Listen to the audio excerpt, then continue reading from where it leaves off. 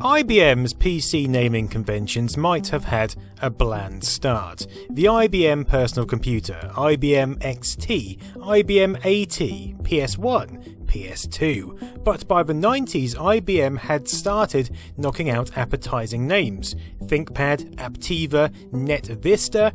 These are names which intrigue, which immediately conjure images in the mind, and I'm not just talking about Paul Reiser's face. These were each pretty groundbreaking computer lines in themselves, lines which helped redefine IBM after their losses to clone manufacturers. I mean, they still had the IBM personal computer range, but we're going to look at the computer which put an end to that. Yes, a computer defined by some as so iconic that the 2019 HBO series Watchmen decided to use the name as part of canon. In this universe, the IBM NetVista X41 is the FBI's cutting-edge electronic database, replacing hard-copy blue books. A note from FBI Director James Doyen titled "The Computer and You" notes the advantage of using the new electronic mail, word processing and scanning abilities of the NetVista over the hard, technophobia entrenched ways. But it's not the only show to make use of this diverging technology. Take a look at various shows from the early noughties and you may just see a NetVista knocking about. These elegant machines were compact, stylish, but above all looked like the future, especially in an era when people were starting to move away from CRTs to flat panel displays.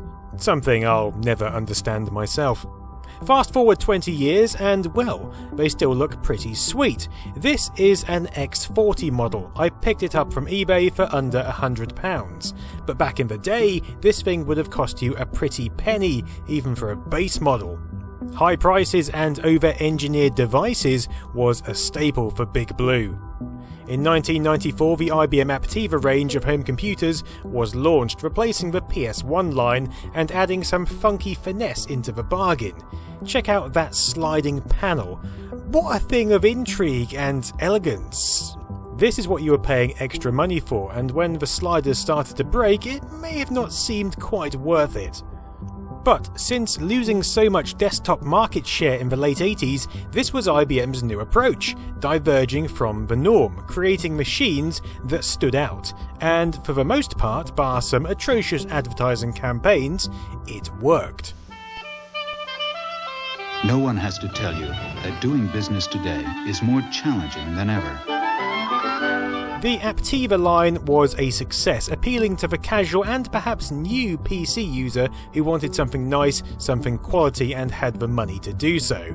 This appeal lasted throughout the 90s, but by the end, clone manufacturers were once again serving up both a sweeter and cheaper slice of pie. Sticking to their dual marketing tradition, running parallel to the Aptiva was the somewhat blander IBM PC series, aimed at business and a replacement to their PS2 line. These machines looked nice enough, but they were very tuned for the corporate world, a world which again up until the late 90s was awash with cream and beige PC boxes, featuring a familiar chunky CRT stacked on top. With both these lines looking long in the tooth, in the summer of 2000, IBM decided to create a single unifying platform to tie both their home and business marketing methods together. Their solution was the NetVista range, borrowing from the NetVista thin client machines launched earlier that year. Although originally the NetVista name was simply used for a client-server and internet software suite in 1996. It seems IBM really wanted to hang on to that name. This new encompassing range now provided a choice of machines suitable for home, office, and even kiosk use. These weren't any old boxes, and in fact borrowed a lot of design and naming elements from their portable line, the bolder and highly successful ThinkPad, designed by Richard Sapper.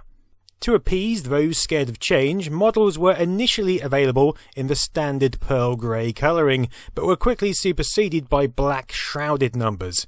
NetVistas were available in a standard desktop format called the M range or a tower setup called the A range, but if you felt really snazzy you could pick up an elegant all-in-one design prefixed as the X series, which not only sounded cooler but gave a subtle nod to the integrated XGA TFT display. And all this was necessary because the real driver was not only clone manufacturers but Apple, bringing aesthetic to the forefront with their iMacs, that pesky Steve Jobs. Having a rectangular box as your PC was starting to look a little, well, naff. Of course, the added elegance would soon cost you more, significantly more, and customers didn't seem to care that this additional cost actually limited your future choices. This is the new NetVista X40i, and it's the first in a new line of internet-capable, sort of legacy-free systems from IBM. Now, this one, built around an LCD, is an all-in-one, the first one we've seen from IBM. That's all the computer guts sit right behind the LCD screen.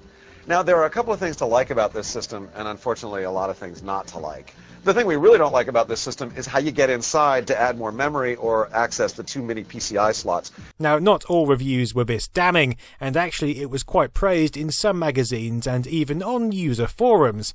So let's take a closer look ourselves and form our own opinion. Released in August 2000, this X40 is a machine conjured by the aforementioned industrial designer Richard Sapper. Hence why we're again breaking from the shackles of Pearl Grey. Just like the ThinkPad, the NetVista X40 has a number of clever and elegant solutions. Pressing this button will drop down the CD-ROM and disk drive bay, offering an elegant and polished solution to those bulky and clumsy media disks. I mean, who needs them anyway? This is the 21st century. For space saving, IBM opted for a laptop-style DVD drive, which, although a bit more flimsy, works well enough. What doesn't work as well is this whole drop-down section. Well, not anymore. It would appear that my unit's 20 years have been a harsh 20 years, and it can take a bit of force to drop it down. The side of the monitor reveals several USB 1.1 ports, which make them easy to access, although can distract from the look when you've got wires aplenty coming out. It would be like Medusa's head. We can also access our audio ports here, although we do get built-in speakers tucked neatly underneath the drive bay. The rear of the system has a few more USB ports, but you'll see no parallel or serial here, not that IBM ever liked them. This is one of the earliest machines to completely do away with most of the conventional sockets in favour of almost pure USB.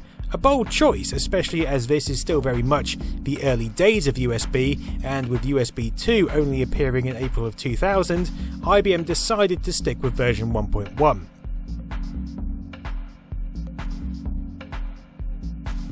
Of course, it's an IBM machine, so what we still do have are PS2, Ethernet and modem ports.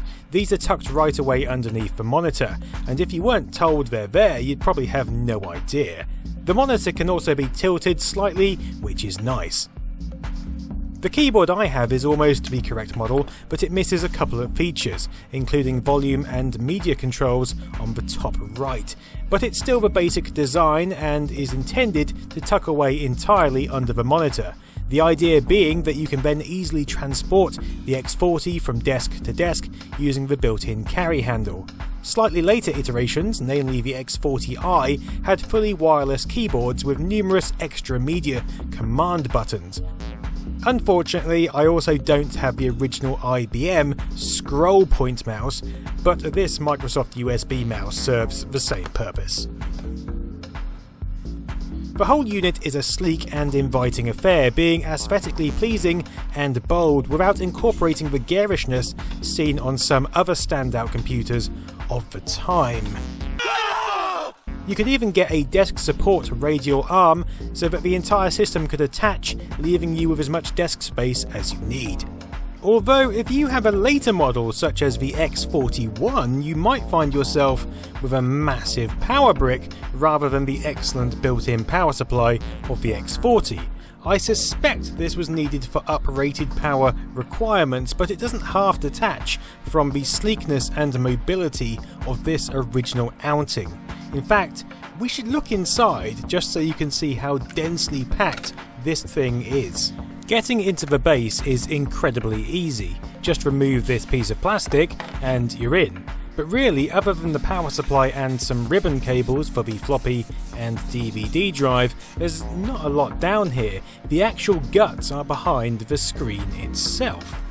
And the actual composition, the design, was far less screw-packed than previous computers, meaning you just had to remove a couple of panels, loosen a couple of screws around the monitor, and you're in. The back panel then gives you further instructions for getting to the real guts. Essentially, remove this hard drive, a quantum fireball no less, loosen these finger screws, remove this panel, and you have the custom motherboard within. Nestled neatly behind the 15-inch screen, we have a custom IBM motherboard made in Taiwan, and it's expectantly cut down from what you'd expect on an average PC at this time.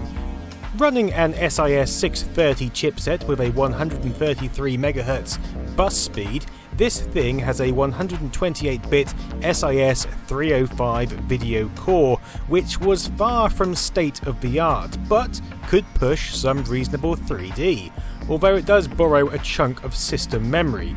Memory which in this case consists of two 128MB 168-pin DIMM modules. We've got the Intel Pentium 3 clocked at 667 MHz under that heatsink, with the fan actually attached to the other side of the case. There was a Celeron version available too, but no one wants that. We've got an enhanced IDE connection here at the top for the hard drive, with the ribbon cable for the DVD above it. The screen is connected straight to the motherboard, so your choices of connecting an external screen are somewhat limited. Interestingly, down here we've got two mini PCI slots, currently with a modem installed in one, and the other free for anything that you can fit in these half-height slots.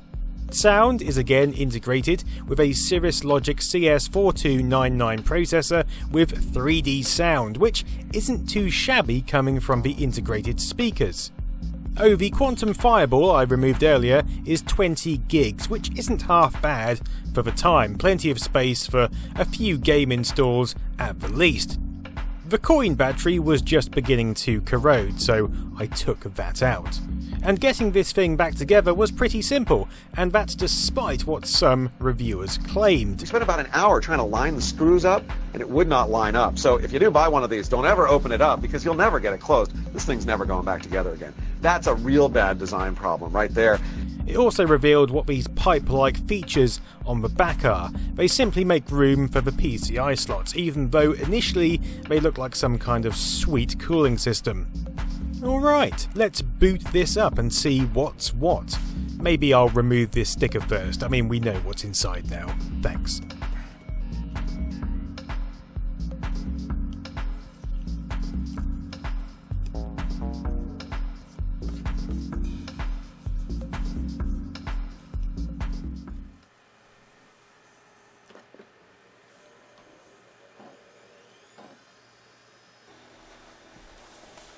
First, a quick look around the April 2001 AMI BIOS.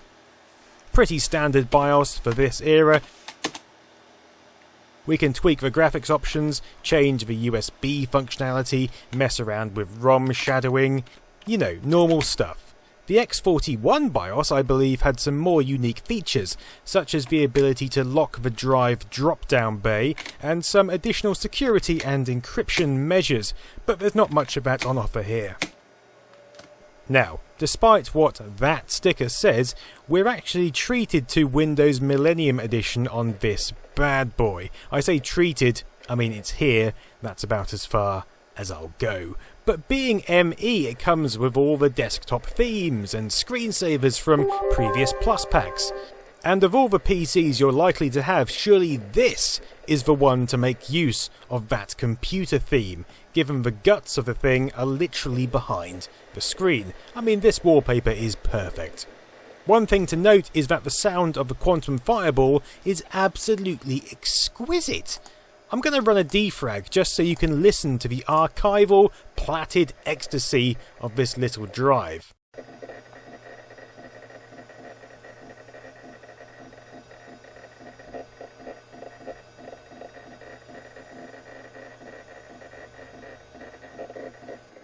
Oh, that's something, isn't it? It's a fairly clean install, so defrag doesn't take long, and then we can play with some settings.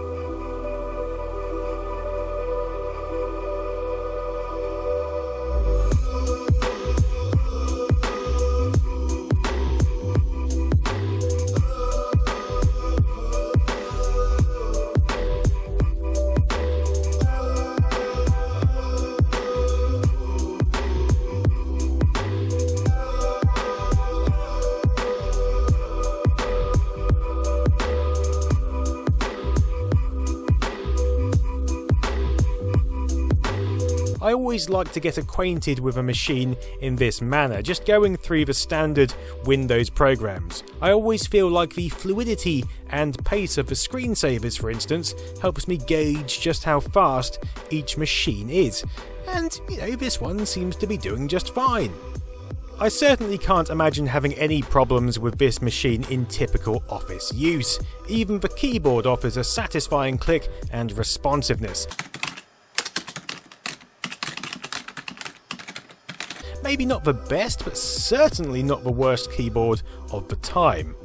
But really, I need to run some benchmarking, so here's a copy of 3D Mark 2001, and here is the demo provided.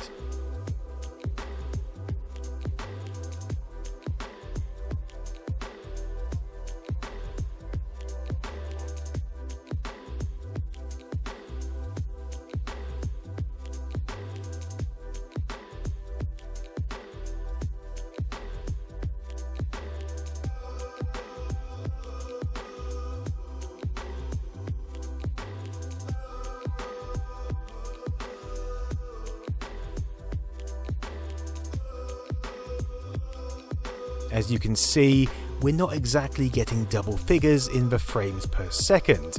This is the era where you could get away with games running at between 10 and 15 frames per second, but 3? Probably not so great. Yeah, this really isn't a machine suited for the cutting edge of gaming at the time. That benchmark of 281 is distinctly on the below average side. But I have no doubt it will still play some decent games from the late 90s and even, 2000. Okay, we've got to stop just there so I can thank this video's sponsor, Skillshare. I've now been using Skillshare for a few months and already I've got a lot from it. The beauty is you can learn almost anything from anywhere. You might have a few minutes to kill, or maybe an entire day to kick off a new project and get stuck into something you've been meaning to for ages. How about YouTube success? Build an authentic channel that's worth the follow by Sorel Amore. She's got a huge channel and here she tells you the basics of building your own. These are classes to help you grow in real life and it's all there for peanuts compared to in-person classes or workshops. Skillshare is giving away 2 free months of premium membership to the first 500 people who click the link in the description box to help you explore your creativity. After that, it's only around $10 a month. Nice. Okay, back to the main event. What have we got here? Thief 2, let's give that a go. Now this is a game from 2000. It requires a 3D card but doesn't have the most demanding specifications.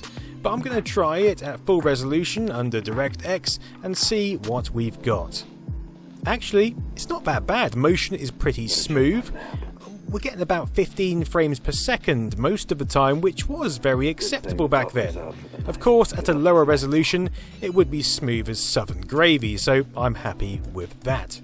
Tomb Raider 3. Again, full resolution. 1024 by 768, and it's running like a dream, perfectly playable.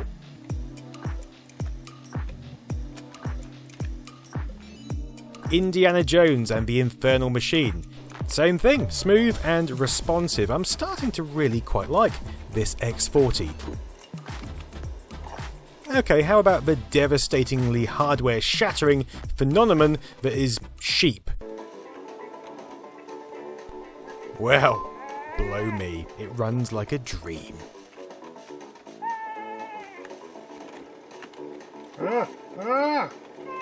Finally, Prince of Persia 3D.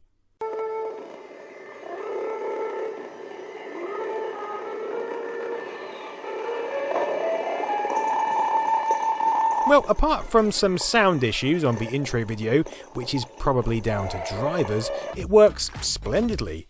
This could turn out to be a go-to gaming machine for late 90s entertainment. Fits on the desk nice, looks nice, boots nice, plays nice, sounds nice. I think in all honesty, had I owned this in the year 2000, I would have been thrilled.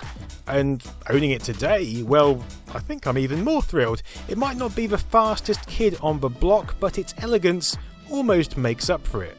The screen is crisp and defined, the keyboard is nice. Yeah, I could get used to this. But what happened to this IBM range? What was the fate of the NetVista line?